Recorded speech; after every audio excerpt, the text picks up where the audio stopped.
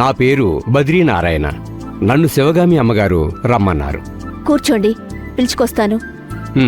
సరే అమ్మా.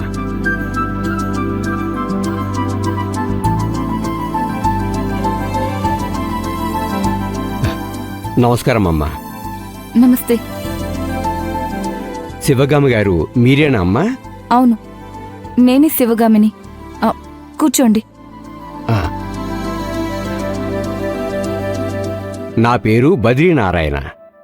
ఒక శిల్పిని. రాతి చెక్క విగ్రహాలు చెక్కుతాను. నిన్న మీరు ఫోన్ చేసి ఇంటికి రమ్మన్నారు కదా, అందుకే వచ్చాను.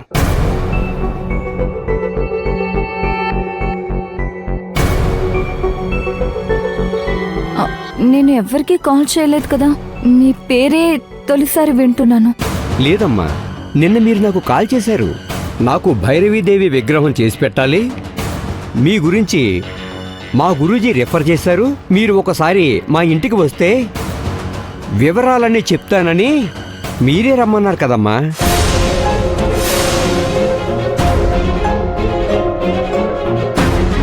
లేదు, నేను ఫోన్ చేసినట్టయితే నాకు గుర్తుంటుంది కదా. శివగామి, మరి నువ్వు ఫోన్ చేయకుండా ఆయన ఎలా వస్తారు? అయ్యో లేదు అర్జున్, నేను కాల్ చేయలేదు.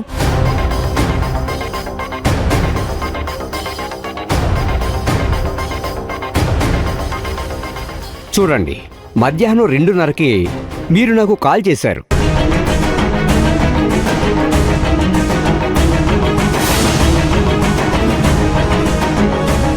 మీరు కాల్ చేశాక మీరే నెంబర్ని సేవ్ చేసుకోమని కూడా అన్నారు. మీ నెంబర్ నుండి నా వాట్సాప్ నెంబర్కి మీ ఇంటి అడ్రస్ లొకేషన్ కూడా నాకు షేర్ చేశారు. కావాలంటే మీ ఫోన్లో చెక్ చేసుకోండి.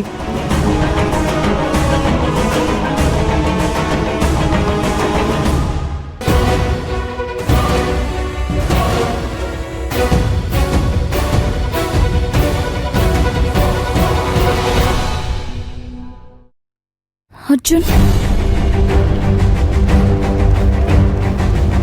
అర్జున్, ఆశ్చర్యంగా ఉంది చూడు. నేను 2:30కి కాల్ చేశాను, లొకేషన్ కూడా షేర్ చేశాను, కానీ ఆ కాల్ చేసింది నేను కాదు. నేను అసలు ఏంతో మాట్లాడనే లేదు.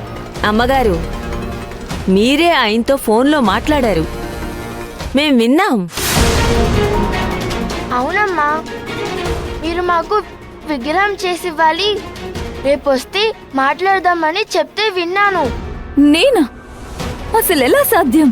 మీరు ఆయనతో మేము భైరవీదేవి గుడి కట్టిస్తున్నాము, అందులో ప్రతిష్ఠించే దేవి విగ్రహాన్ని మీరే తయారు చేసి ఇవ్వాలని చెప్పారు.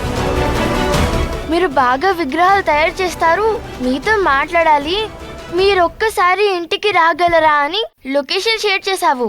మీరు దేవి డ్రాయింగులు తీసుకునొస్తే దాని ప్రకారం విగ్రహం చేయించొచ్చు అన్నారు. ఈయన చెప్తున్న టైంలో అసలు నేను ఇంట్లోనే లేను. మొబైల్ మర్చిపోయి వెళ్ళాను కదా.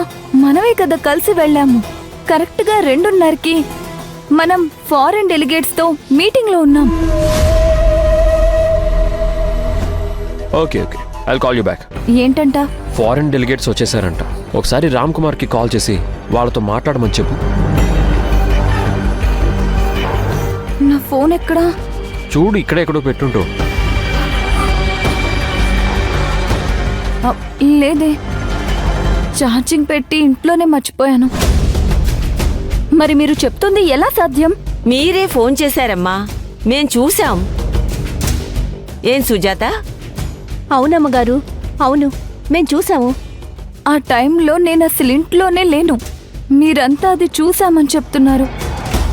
శివగామి, ఇదంతా చూస్తుంటే నాకేమనిపిస్తుందంటే దీనికి సమాధానం గురూజీ గారి దగ్గర ఉంటుందనిపిస్తుంది. గురూజీకి ఒకసారి కాల్ చేయి.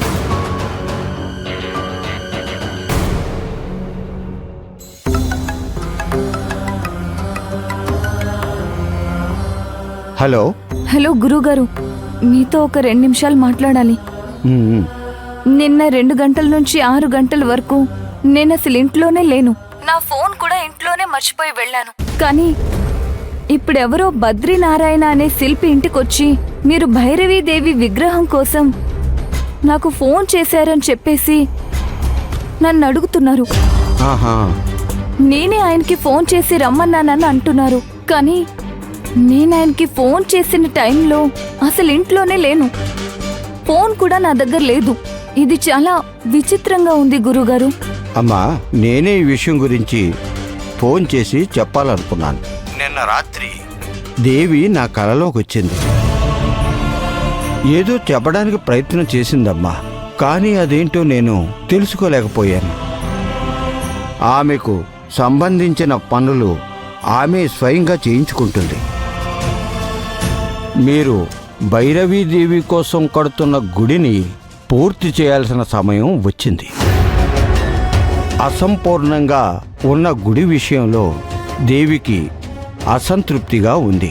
అందుకని మీరు దేవి కోసం విగ్రహాన్ని తయారు చేయించి విగ్రహానికి ప్రాణప్రతిష్ఠ చేయించాలి. అప్పుడే గుడి పని పూర్తయిపోతుంది. అలాగే గురుజీ.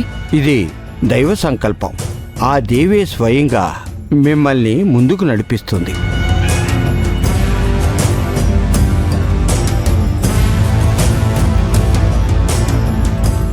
ఏమైంది శివగామి? ఇది దైవ సంకల్పం అర్జున్. ఆ దేవే స్వయంగా నా రూపంలో ఈయనకి ఫోన్ చేసింది.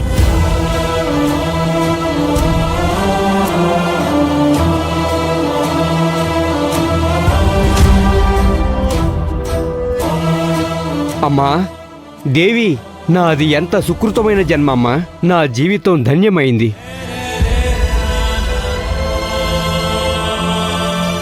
బద్రీనారాయణ గారు, ఇప్పుడు నాకంతా అర్థమైంది. ఆ దేవే మిమ్మల్ని ఇక్కడికి రప్పించింది. మీ దగ్గర దేవికి సంబంధించిన డ్రాయింగ్ ఏమైనా ఉందా? ఉందమ్మా.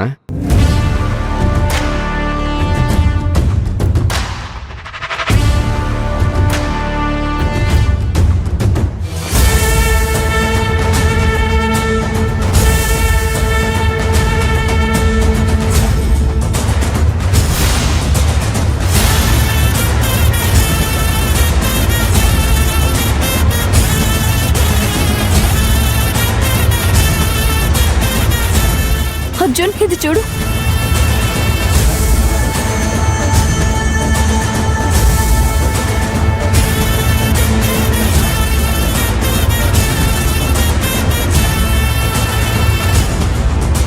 భవానీ, నువ్వు వెళ్ళి మొన్న నువ్వు వేసిన డ్రాయింగ్ తీసుకురా. అలాగే అమ్మా.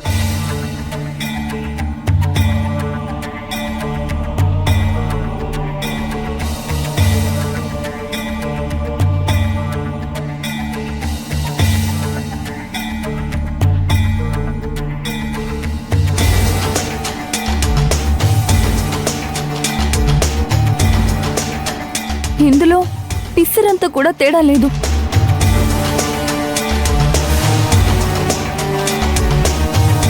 భవానీ ఏ డ్రాయింగ్ వేసిందో ఈయన కూడా అదే డ్రాయింగ్ వేసుకొని వచ్చారు.